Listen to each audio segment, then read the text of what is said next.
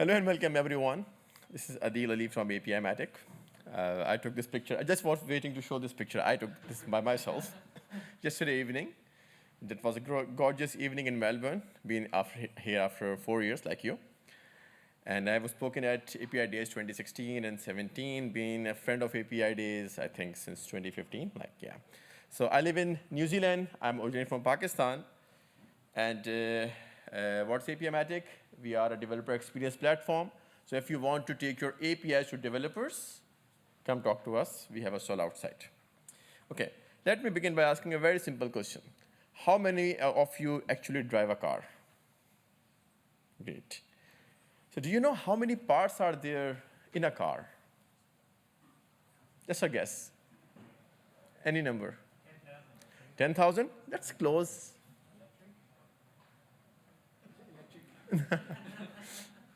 OK, so on average, there are 30,000 different parts in a car. And unlike this car, which is a century old, the new cars, they don't produce all of their components by themselves. There are specialized vendors who build different components. And the car vendors, what they do, they assemble them to make a car. Okay?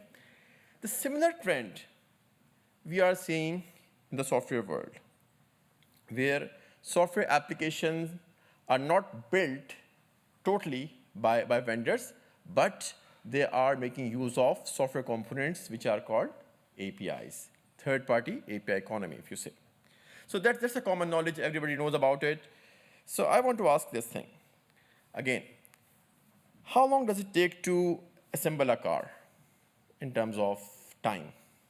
Any guesses? 3 days, OK. 3 hours? That's a big difference, yeah. Let me show you. OK, so Toyota says it takes around 29 hours, while Chrysler says it takes around 33 hours. So I was Googling it, and I found roughly between 25 to 35 hours the vendors take to assemble a car. And when it comes to software application, when you're trying to integrate APIs, again, I'll ask you to guess. How much time do you think it will take? Months, years? Anyone in hours? 3 hours? No? Why is it so? Why is it so? We need to think about that. And this is my favorite question, because we talk to a lot of API providers, and I've never listened this, that like API integration takes less than weeks, or sometimes it takes months. So the problem, where's the problem? Why not, the automotive industry, we don't have such kind of standardization and tooling which can speed up the integration? So again, imagine this is your car, and you want to install these fancy new seats in the car. And the tool you are given is this screwdriver. How long will it take? Again, a very long time.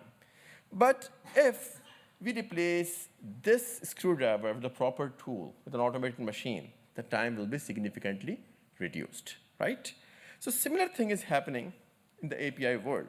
We are seeing developers who are building APIs day and night. We are seeing developers who are doing creative work, building software applications. And here in the middle, we have developers who are working on manual integration. And that's because lack of tooling and standardization. So if we go a bit deeper inside the API integration, we find API onboarding as the first and the defining step of API integration. Why? Let's have a look at API onboarding journey. If you just go on any API website, you will find API reference. Every API provides it. And then most of them leaves it to this cute little pirate, who is our developer, to read the API reference, figure out all the call arguments, do checks and validations, encode input, build requests, make the call, deserialize the body, handle errors, and then the developer is able to hit the first hello world. It's painfully long. It takes a lot of time. Okay? Imagine a very good developer takes 1 week to make the first API call.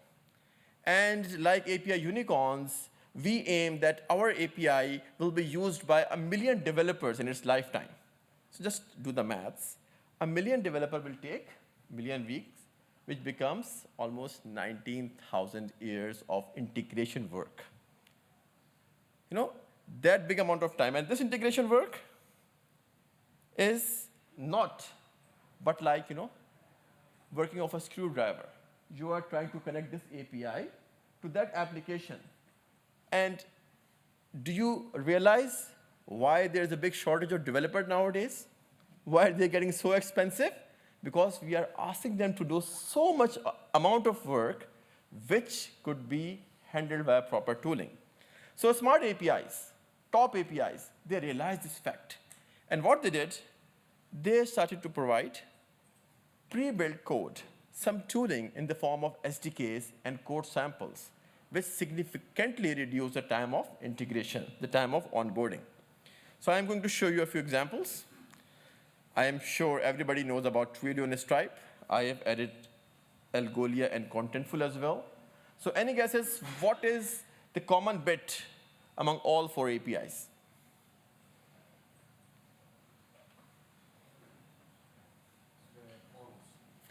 Yes. Every API has got a portal. More than that? Good user experience, yeah. So when I was trying to find some example, I thought, okay, the good user experience could be subjective. I say my API docs are the best, but developers don't figure it out. That could be subjective. But what could be the criteria? So I picked the API unicorns, the companies who have hit that magical billion-dollar valuation, the API unicorns. And these 4 companies are the ones who have, massive valuation. A lot of developers use them day and night. So what kind of experience they are providing? What kind of onboarding they are providing to their customers? Let's have a look. So this is Algolia's search API, and read this. This page documents the Algolia search API. However, we strongly recommend using our official API client libraries and integrations. So a portal is there, documentation is there, but Algolia is asking you to use their official libraries. Why? Because they know that if I'm a developer, I have an IDE open in front of me. Maybe it's TypeScript, maybe it's Python, maybe it's Go language, and I'm trying to integrate the API. They are making my life easier. They are quickly onboarding me, helping me so that I can quickly build my application. Move on to Twilio. On the first page, when you land on Twilio, you see the language references, how many times you just counted over here. This is example of Contentful, same pattern. This is example of the famous Stripe, same pattern. And last night, I was again searching for some more unicorns, and I found an API called Stitch API. And when I I don't know what this API does. I just landed on the page, and I found SDKs, code samples, all the reference of the code in there. So what these good examples, what they are doing, they are just making the life of this cute little pirate very easy by making a straight path, providing idiomatic code samples, authentication, SDKs, and client libraries.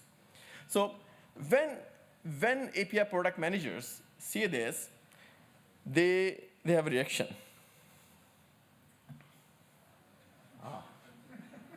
Here's my checklist. What Twilio has done, let me try to do that. And I'm telling you from my experience of talking to a lot of API owners that they come up with a checklist. Okay, I want to have a portal where it should have an API reference and code samples, getting started guides, and a big list. And when I ask about SDKs, so no, that's too hard. They have compile time errors, developers complain about it, so let's discard it. But let me tell you, without thinking properly and just trying to complete the checklist, you run into trouble sometimes. For example, so here's an example of code sample, how not to do.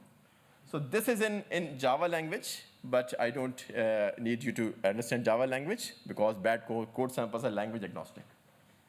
So in Java, you can see over here, what's bad here?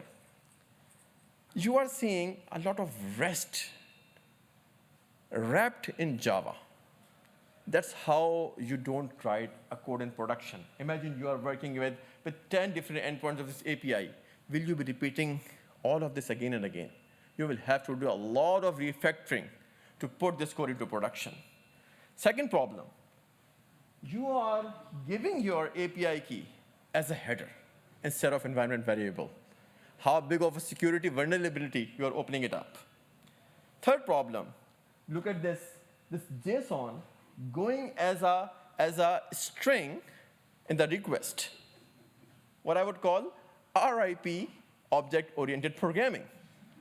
Simple as that. So instead of like creating classes and objects and serializing them, we are just sending the whole JSON. And believe me, this is not the one code sample.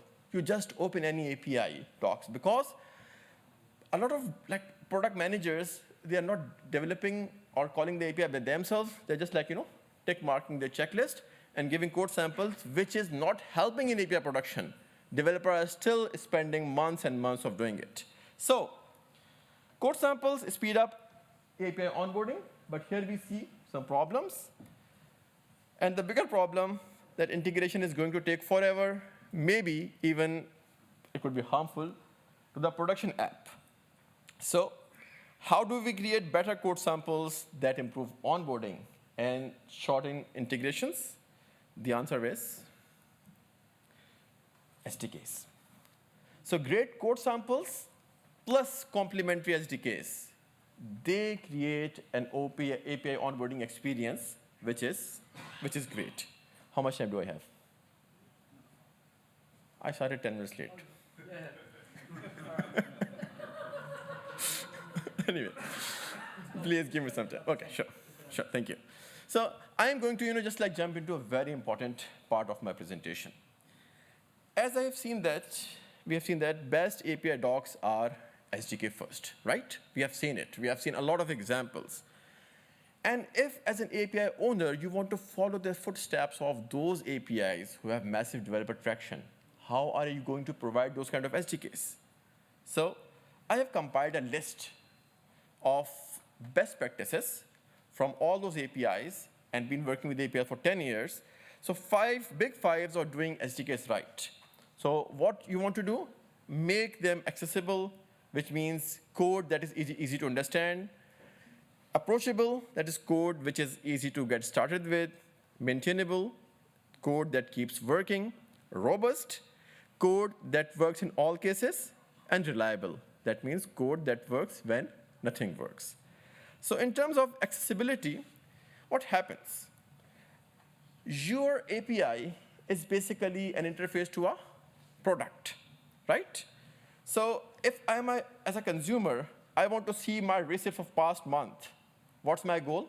I should be seeing the receipts. But there's a big layer of REST API. And until and unless I have learned how to make my calls using that API, I won't be able to achieve my goal. So in reality, I have an application which contains application logic. And there's a REST API, which I will call as a chasm between your product and user application. So essentially, your request is going from your application logic to your product with the help of the API. So what SDK does and what SDK should do, just instead of giving you get, post, put methods, they can create methods in a language you are coding right now. That will reduce the whole learning curve. How are you doing authentication? How are you creating the request? How are you building, serializing and deserializing the stuff? That way, you can quickly go to your goal instead of learning a lot of things. So it saves time. Second bit is approachable. I will not take a lot of time over here. Approachable hello world in 1, 2, 3. Install package in a single line. Set up SDK within no time. And give code samples which can be copy and pasted. Yeah, a pro tip is to create complete applications. That I have seen, like with every great API, they provide complete applications. Developers can simply download them, clone them, see how it works, and then build similar applications. OK, maintainability. This is the most, I can say, like the painful bit of working with SDKs. And there are 3 aspects. The first one is First-party types. If your APIs are dealing with any types, you should be the one providing the code for it.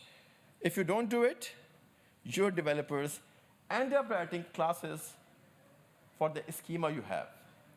See how big is that? It's starting from A and ending up at D. I have not captured all of the classes. Big APIs tend to go big. And if you're not doing it, your developers will be doing it. And they will be doing it a wrong way. So someone must provide code for types, and that someone is API providers. If you do so, you are saving your developers from a lot of serialization, deserialization, and the guesswork. Because when they're guessing that, OK, this API response is showing me this type, maybe it is a duck, maybe it is a chicken. So just save them from the guesswork. Give them the exact types. Second thing is the language support. Here you can see the language, new versions being introduced, and the end of life of the languages. In 2022 alone, see how many TypeScript versions have come up.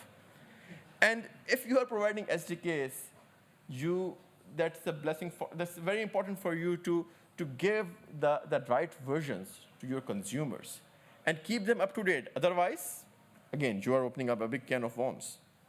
The third bit is dependencies. Again, if your SDK is using dependencies, you need to make sure that they are up to date and they don't have vulnerabilities. So this is a list of dependencies. When we were working on our TypeScript SDK, we started with zero bugs. But the ecosystem evolved, and they reported a lot of bugs. And in the first 3 months, we got this big list of problems in the dependencies. So in summary, code that keeps working requires to provide complete code. You need to track language versions and ensure dependencies are up to date. OK, second last, robustness. That's the easy one. So if you are providing SDKs, you need to make sure that they are compiling well for the typed languages. But for the untyped languages, there is a way to provide runtime checks. Believe me, many developers forget. They say, they argue with you. OK, I sent a string, but no, you have not. So a detailed error message can really help them debug and provide the right thing. And in the languages where they're not typed, for example, Python, Ruby, or TypeScript, runtime checks really help. Finally, reliability. Code that works when nothing is working.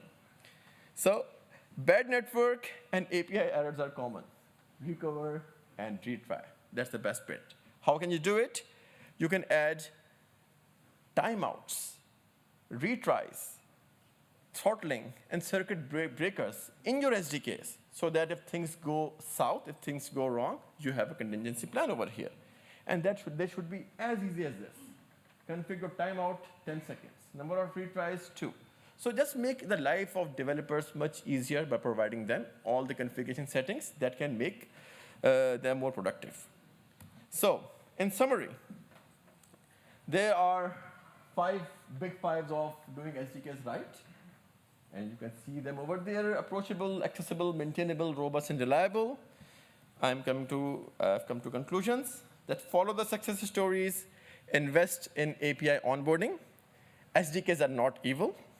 If you don't provide, your consumers will write the code in the hard way and implement the big 5 in your SDKs. So here are some acknowledgements. Thank you very much.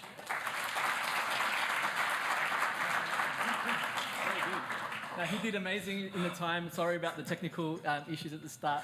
We might have time for 1 or 2 questions. There's a lot of content. I got a lot out of that presentation, so thank you. Anyone want to ask questions about SDKs or just in terms of getting your people to actually start using your APIs? And come to the mics if you haven't. Yep. If you're going to build an SDK for a language, which one should you start with? What's the most used language? It depends on your consumer, like what kind of, for example, if you're helping with server-side programming, then server-side languages, otherwise mobile languages. Yeah. Nowadays, TypeScript is crazy here. We have seen like 2 million downloads recently with the customer. Do you think the TypeScript popularity is in relation to serverless and the uptake of that? I don't know. Yeah. Maybe. Yep. Yeah, but we are seeing a lot of requests from TypeScript, Go, and of course traditional languages, Java, C#. Yeah. Awesome. Any other Anyway. questions, team? No? So we have a booth. Feel free to ask questions over there. Yeah. Thank you very much. Thank you.